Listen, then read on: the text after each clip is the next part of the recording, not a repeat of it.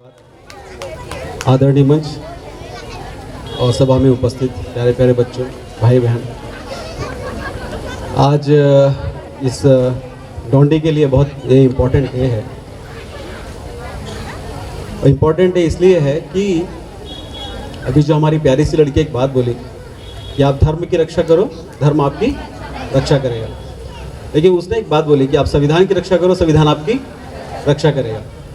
इसको आप लोग घर में जाके अच्छे से डिफाइन करना, सोचना कि दोनों बात में कौन सी बात सही है। किसी के बोलने से आपको मान लेना चाहिए क्या? नहीं मानना चाहिए। दोनों बातें अपनी अपनी जगह पे सही है। आप धर्म की रक्षा करोगे तो धर्म आपकी रक्षा करेगा, लेकिन आप संविधान की रक्षा करोगे तो संविधान आपकी रक्षा करेगा, क्योंकि संविधान आपके सामाजिक, आर्थिक, शैक्षणिक, राजनीतिक सारे अधिकारों को प्रदान करता है। ये जो देश है, पूर्व काल में ऐसा देश रहा है क्या? आपको ऐसा लगता है? पूर्व काल में ऐसा देश नहीं रहा है। आपने सुना होगा कि राजा राम मोहन राय जी ने एक आंदोलन चलाया था। क्या था वो आंदोलन? सती प्रथा का अंत। सुना है, पढ़ा है? क्या था सती प्रथा?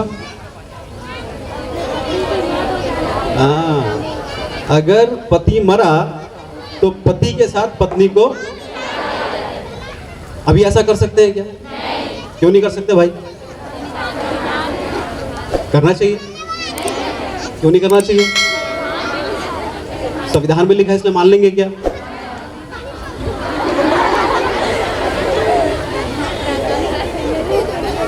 इसका मतलब ये हुआ, समझ में आ रही बात? इसका मतलब ये हुआ कि भारत के संविधान का जब निर्माण हो रहा था तो निर्माण करने वाले जितने लोग थे भारत के, और बहुत सारे लोग थे उस समय, संविधान सभा के जो क्या बोलना चाहिए कि सभाध्यक्ष, सभापति जो थे वो डॉक्टर राजेंद्र प्रसाद थे, जो देश के प्रथम राष्ट्रपति बने।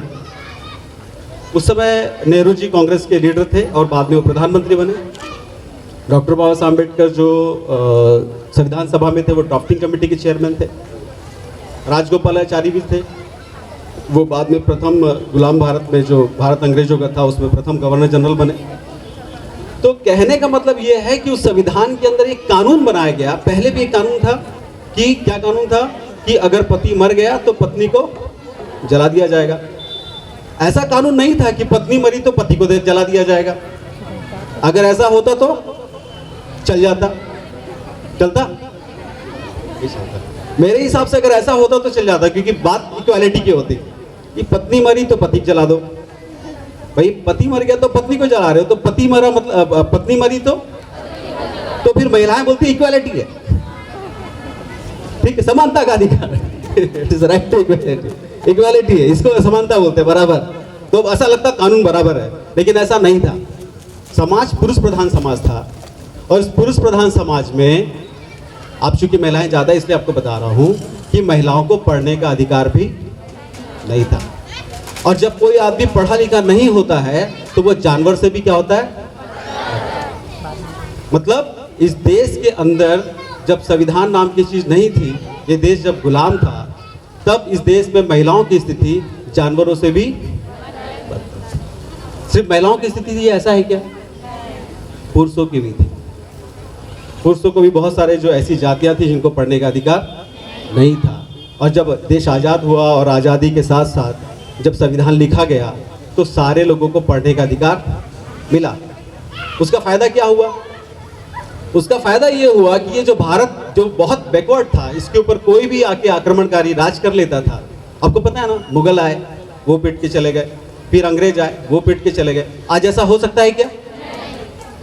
आज ऐसा नहीं हो सकता। आज संभावना बहुत नहीं के बराबर है। और ऐसा किस लिए है? ऐसा इसलिए है कि संविधान ने इस देश के प्रत्येक नागरिक को, ये फोन घुनघुना रहा था, इसको देख लेते हैं।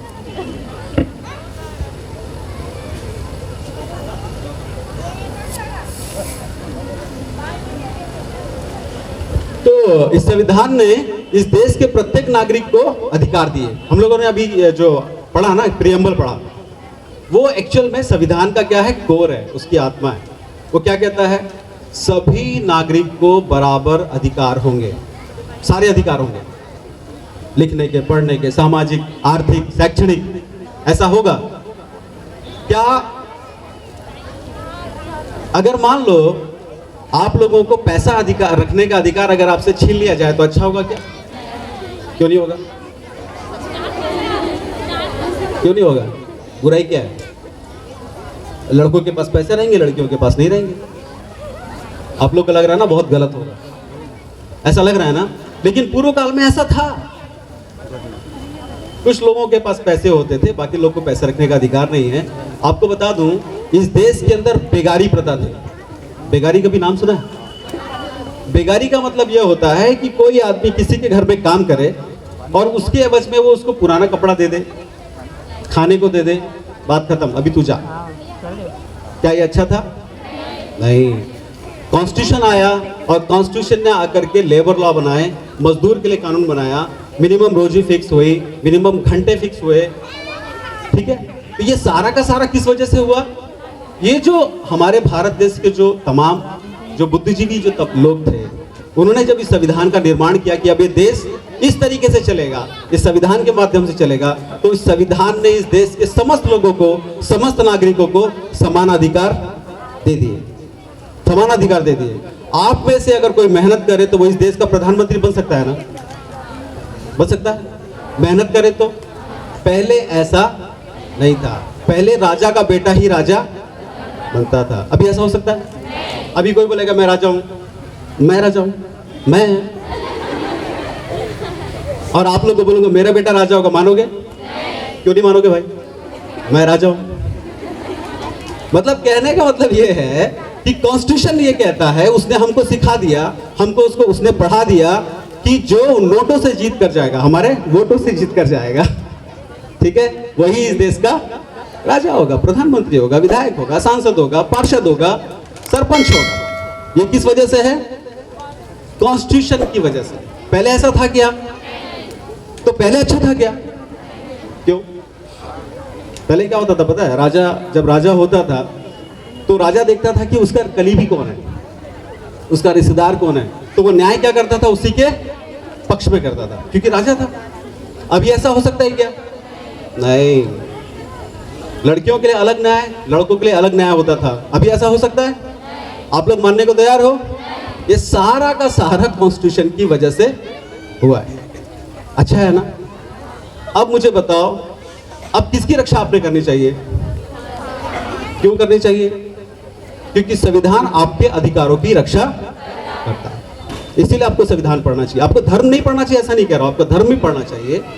धर्म आपको आध्यात्मिक बनाता है, लेकिन संविधान क्या करता है? आपके जितने भी अधिकार है, जो जिंदा रहने के लिए जो अधिकार है वो चाहिए, उसकी क्या करता है? रक्षा करता है, उसका संवर्धन करता है, उसको आगे बढ़ाता है, और आपके अंदर जीने की क्या करता है? गरिमा पैदा करता है। व्यक्ति के अंदर क्या करता है? गरिमा पैदा करता है।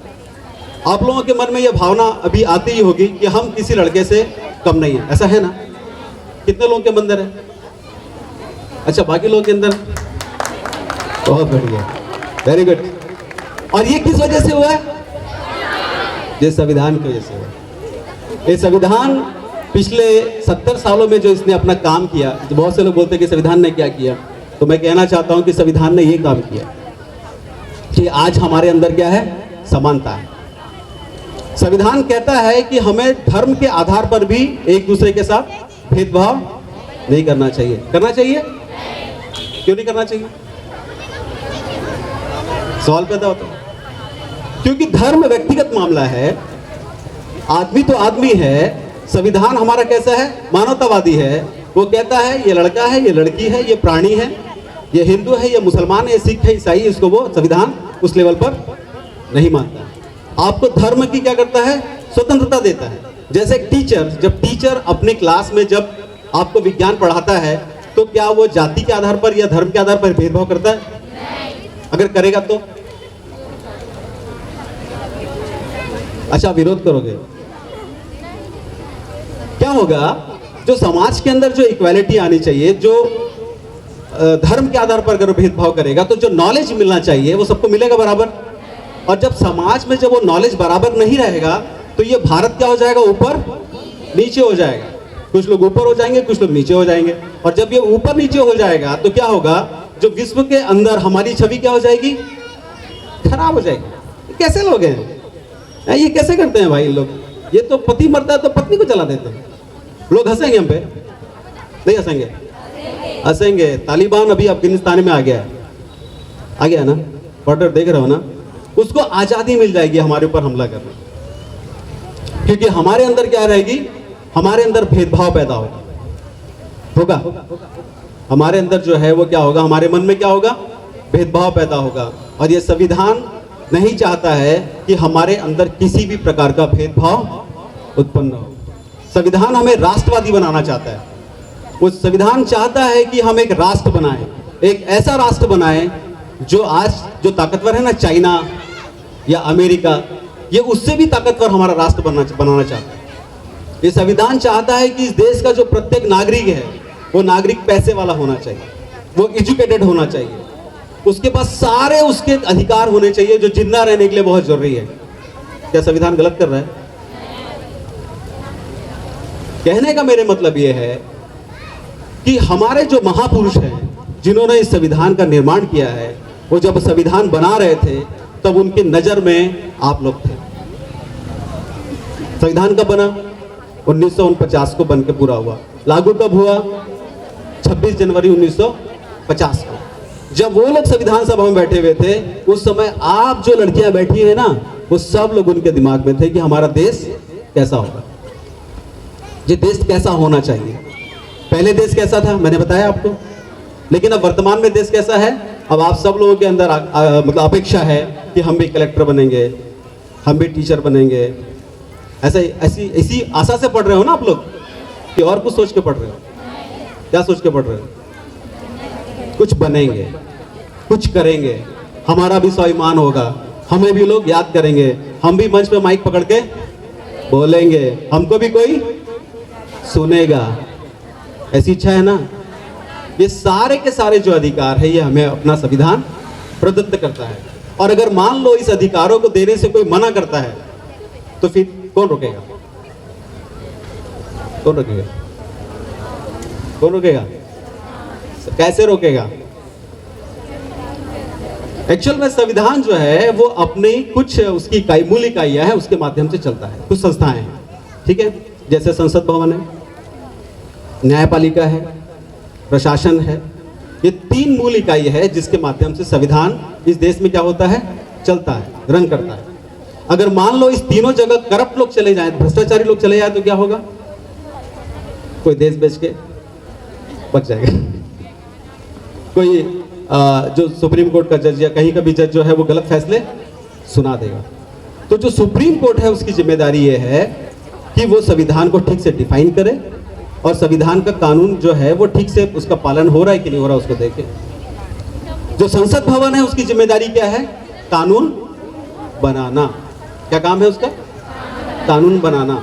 जो हमारे लिए जो कानून बनाने का काम कौन करती है? इस देश की संसद करती है, उसको अधिकार है, दूसरे को अधिकार नहीं है। और प्रशासन का काम क्या है? उस कानून को लागू करना, ठीक है। तो आप लोगों की नजर किस पर होनी चाहिए? ये तीनों पर होनी चाहिए। कानून ठीक से बन रहा है कि नहीं बन रहा है, नंबर 1। दूसरा, जो कानून बन रहा है उसका पालन ठीक से करवाया जा रहा है कि नहीं करवाया जा रहा है, नंबर 2। और नंबर 3, जो सुप्रीम कोर्ट है या जो न्यायालय है वो कानून की परिभाषा सही तरीके से कर रहा है कि नहीं कर रहा है। अगर ये 3 जगह पर हमारी नजर रहेगी तो हम इस बात को मान ले कि हम जागरूक लोग हैं, तभी हम जागरूक हैं, तभी हम संविधान दिवस मना रहे तो उसका मतलब है। और नहीं तो फिर वही होगा, संविधान की जय। जय हो जाएगी क्या? किसी की जय बोलने से किसी की जय हो जाती है? नहीं, उसके अंगों को समझना पड़ेगा, उसकी संस्थाओं को समझना पड़ेगा। आप लोगों ने मेरी बात को बहुत प्यार से सुना। प्यारे प्यारे बच्चों, आप लोग संविधान को पढ़ो, अपने अधिकार को जानो। भारत का संविधान जो है महिलाओं को सबसे ज़्यादा अधिकार प्राप्त देता है। आपके लिए जो सुविधाएं हैं वो ज़्यादा से ज़्यादा सुविधाएं उपलब्ध कराता है। आप जो भविष्य में आगे बढ़ोगे, आप अपने अधिकारों को और बढ़ाओ। इसी और आशा अपेक्षा के साथ मैं अपने इस वाणी को विराम देता हूँ। जय हिंद, जय भारत। बहुत बहुत धन्यवाद।